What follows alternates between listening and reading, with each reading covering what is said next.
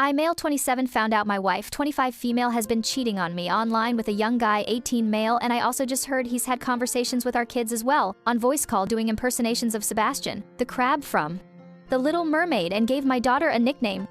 Original post. She first started talking to this guy last year when he was 17 and my wife 24. She became withdrawn, would let a lot of things slide, lose interest in her hobbies, the household, the kids, her friends, me.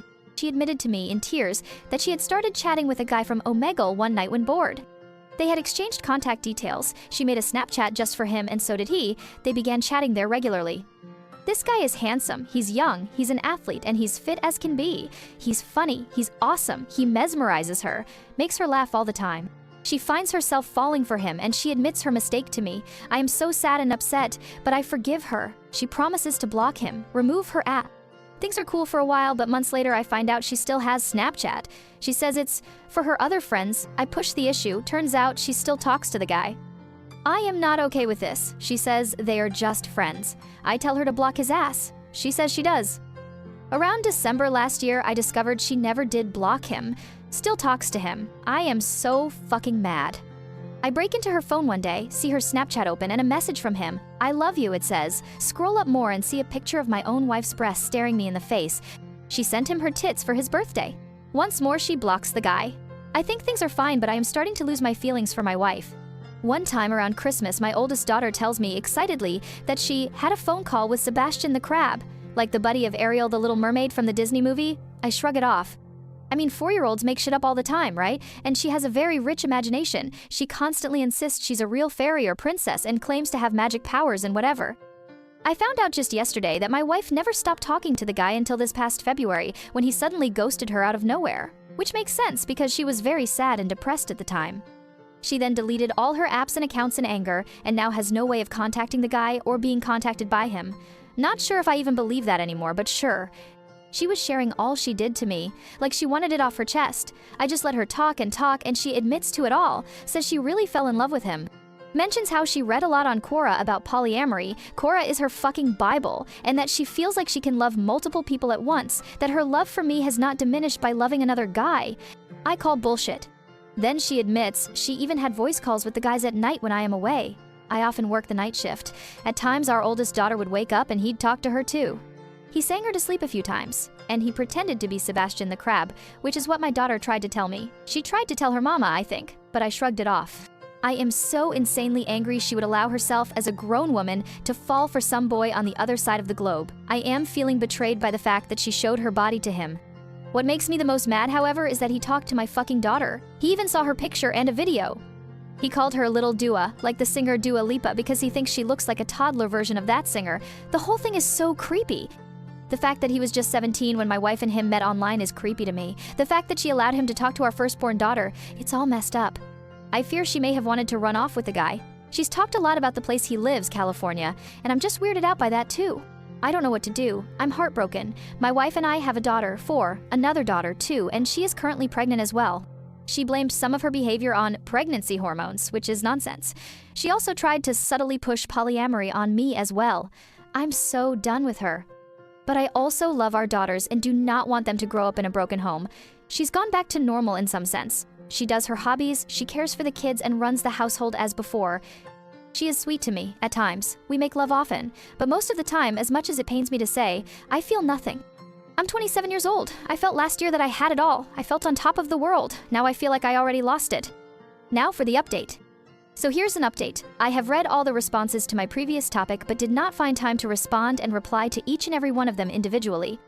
The common thought seems to be that I need to man up and take responsibility for my life, and many have advised me to kick out my wife or seek legal counsel and start gathering evidence. Financially speaking, as a young father of soon-to-be 3 kids, I cannot just call up a lawyer like that. We are not Americans and we are not in America either, so I do not know which laws do and do not apply to our situation. The guy she had her emotional affair with, however, is in the States, but they lost contact, and my wife claims she does not know his last name or exact location, only his first name. Some have suggested she was the one being catfished, but she says no, because she actually had video calls with the guy, and he looked like the images he had previously sent her.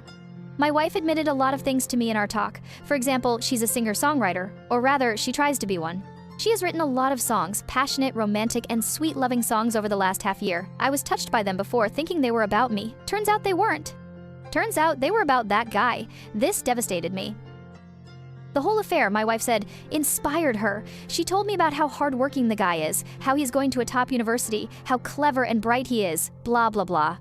She said she considers me lazy, not ambitious enough, that I am good with the kids and all that, a decent provider, but that I am not really someone she sees as being capable of greatness.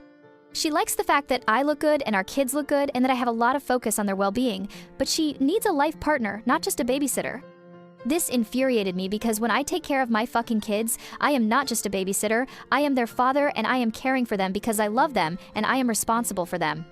She admitted she often thinks of going back to her own country and living with her parents. My in-laws are quite well to do and my mother-in-law has a lot of time on her hands to help out. My wife is not originally from the same country as me. My wife said she'd take the kids, follow her dreams in the city she studied in which she thinks will give her a better chance at success.